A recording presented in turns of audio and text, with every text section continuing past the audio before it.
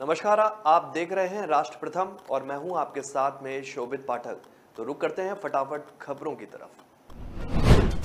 150 दिन में 3,570 किलोमीटर तक सफर, कन्याकुमारी से कश्मीर तक का सफर तय करेगी कांग्रेस। भारत जोड़ो यात्रा का आगाज आज से। यात्रा की शुरुआत करने से पहले राहुल गांधी ने राजीव गांधी मेमोरियल पहुंचकर वहां पर अपने पिता को दी श्रद्धांजलि। विजन 2024 से पहले कांग्रेस पदयात्रा के जरिए पार्टी में नई जान फूंकने की कोशिश में।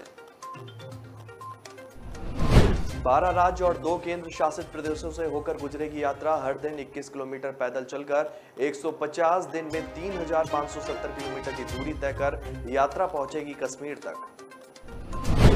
असली शिवसेना किसकी, शिंदे गुट के विवाद पर सुप्रीम कोर्ट में आज सुनवाई। संविधान पीठ में होगी बड़ी बहस।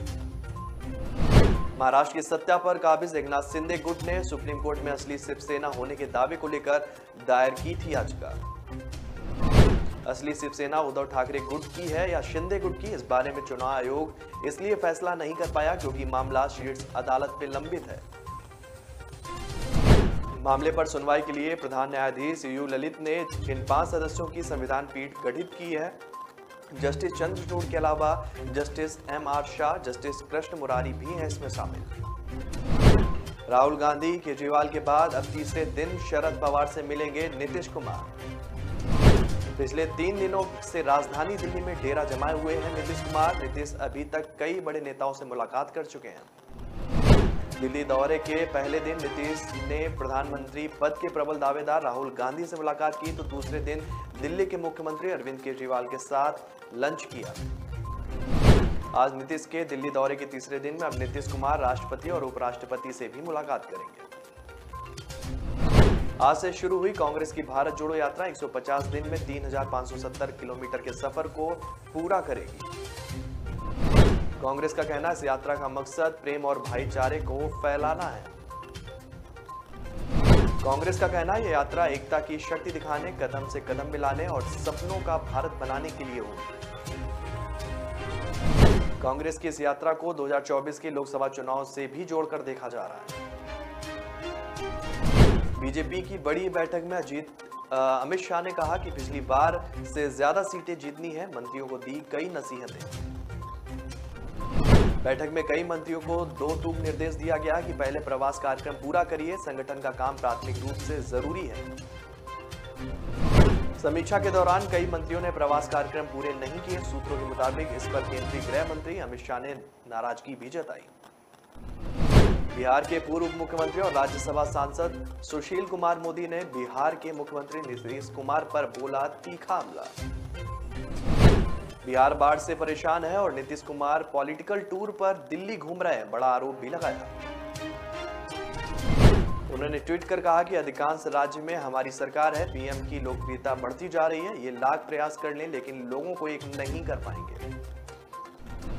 उन्होंने कहा कि मीडिया में बने रहने के लिए ये राजनीतिक पर्यटन पर निकले हैं। सुशील मोदी का नीतीश कुमार पर बड़ा आरोप।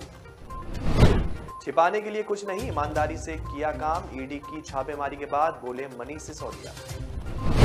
सिसोदिया ने कहा कि यदि ईडी अधिकारी उनके यहां आते हैं तो उन्हें बस कुछ विद्यालयों के मानचित्र ही मिलेंगे। हिजाब के खिलाफ सुप्रीम कोर्ट में मुस्लिम शख्स की याचिका, कहा मेरे घर की औरतों ने कभी नहीं किया इस्तेमाल। सुप्रीम कोर्ट में इस्लाम में महिलाओं के लिए हिजाब की गैर अनिवार्यता का दावा करने वाली याचिका की गई दायर। इस याचिका में कर्नाटक हाई कोर्ट के फैसले की शुद्धता को इंगित करने का किया गया प्रयास, जिसने राज्य में कॉलेजों में सिर ढकने का प्रतिबंध लगाने के लिए शैक्षणिक संस्थानों के अधिकार को बरकरार रखा था। हरियाणा में मेक इन इंडिया नंबर 1 अभियान शुरू करेंगे सीएम केजरीवाल। भगवंत मान भी होंगे शामिल। अरविंद केजरीवाल के इस कैंपेन में उनके साथ पंजाब के सीएम भगवंत मान के भी रहने की पूरी उम्मीद। हिसार में प्रेस कॉन्फ्रेंस करने के बाद अरविंद केजरीवाल और भगवंत मान स्थानीय युवाओं के साथ टाउन हॉल में हुई मीटिंग में भी हुए शामिल। 8 सितंबर को होने वाली आम आदमी पार्टी की तिरंगा यात्रा में अरविंद केजरीवाल और भगवंत मान दोनों ही शामिल रहेंगे। पोषण आहार घोटाले पर शिवराज सरकार ने दी सफाई, कहा क्लर्कों की गलती से गलत गाड़ी नंबर दर्ज हुआ। इस मामले में विपक्ष की ओर से आरोप लगाए जाने के बाद प्रदेश के चिकित्सा शिक्षा मंत्री विश्वास कैलाश सारंग भी सामने आए। पोषण आहार परिवहन में हुए कथित फर्जीवाड़े के आरोप पर कहा कि नहीं हुआ कोई फर्जीवाड़ा, लिपि त्रुटि की वजह से ट्रक रजिस्ट्रेशन नंबर गलत अंकित हुए। शिवराज के मंत्री ने इस मामले में कांग्रेस पर आरोप लगाया था कि कमलनाथ की सरकार ने पोषण आहार के साथ समझौता किया था। मध्य प्रदेश के महालेखाकार की एक रिपोर्ट में इस घोटाले का हुआ पर्दाफाश। इस रिपोर्ट के मुताबिक बच्चों के लिए पोषण आहार कागजों में ट्रक से ढोया हुआ दिखाया गया, लेकिन जांच में पाया गया कि जिन ट्रकों के नंबर बताए गए थे वो मोटरसाइकिल, ऑटो और कार टैंकरों के नंबर निकले। लाखों की संख्या में ऐसे बच्चों को भी पोषण आहार दिया गया जो स्कूल जाते ही नहीं थे। प्रदेश की मुख्य विपक्षी पार्टी कांग्रेस इस घोटाले पर सरकार को घेर रही है। बांग्लादेश की पीएम शेख हसीना 8 सितंबर को आएंगी अजमेर, कड़ी सुरक्षा के बीच करेंगी दरगाह में जियारत।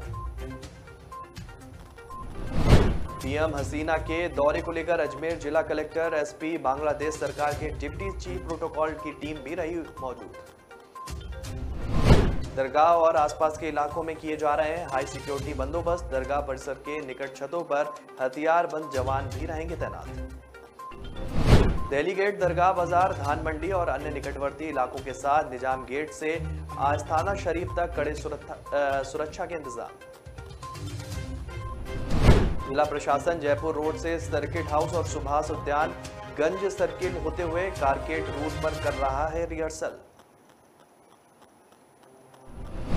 दरगाह के लिए सभी गेट पर पुलिस और हाडी रानी बटालियन के जवान रहेंगे तैनात। क्षेत्र में ड्रोन से की जाएगी निगरानी। अभय कमांड सेंटर से जुड़े शहर के सभी कैमरों के जरिए शहर की गतिविधियों पर अफसरों का रहेगा ध्यान। हरियाणा के पूर्व मुख्यमंत्री ओम प्रकाश चौटाला से मिलने सीएम नीतीश पहुंचे, कई मुद्दों पर हुई बात। सीएम नीतीश कुमार और ओम प्रकाश चौटाला की मुलाकात में राजनीतिक विषयों व पारिवारिक विषयों पर चर्चा हुई। बिहार के मुख्यमंत्री नीतीश कुमार साल 2024 के चुनाव के लिए विपक्ष को एकजुट करने की कोशिश में दिल्ली दौरे पर। कोरोना को लेकर राहत भरी खबर, बीते 24 घंटे में 4,417 नए मामले दर्ज, एक्टिव केस 60,000 से कम। इसी के साथ देश में कुल मामलों की संख्या बढ़कर अब हुई 4,44,66,862। देश में कोरोना के सक्रिय मामलों की संख्या 52,336 हो गई है। पिछले 24 घंटे में कोरोना से देश में 23 लोगों की मौत भी हुई। कोविड-19 महामारी से मरने वालों की संख्या बढ़कर अब 5,28,030 हुई। बीते 24 घंटे में देश में 6,032 लोगों ने कोरोना से जंग भी जीती। कर्नाटक से लेकर बिहार तक कई जिलों में बाढ़ का कहर, नदियां उफान पर, लोगों के लिए खड़ी हुई समस्या। लोगों को सड़कों पर भरे पानी में से होकर पड़ रहा है गुजरना। 3 दिन से बेंगलुरु सैलाब के आगे दम तोड़ रहा है ट्रैफिक। मौसम विभाग ने बेंगलुरु के लिए जारी किया red alert. ITC city Bengaluru में करीब 90 साल बाद ऐसी बारिश दर्ज। लोगों को ट्रैक्टर पर सवार होकर जाना पड़ रहा है ऑफिस, तस्वीरें भी सामने आ रही हैं। दीवाना होटल के मालिक मैनेजर गिरफ्तार, अग्निकांड में 4 के खिलाफ हुई कार्रवाई। एफआईआर, एलडीए की कार्रवाई पर उत्तर प्रदेश सरकार ने उठाया सवाल। और उत्तर प्रदेश सरकार के संयुक्त सचिव लाल धीरेन्द्र राव ने एलडीए बीसी से पत्र लिखकर पूछा, क्या इस पूरे प्रकरण में कोई अधिकारी जिम्मेदार नहीं? तो खबर फटाफट मेरे साथ इतना ही। आगे की खबरों के लिए आप बने रहिए राष्ट्र प्रथम के साथ। तब तक के लिए नमस्कार।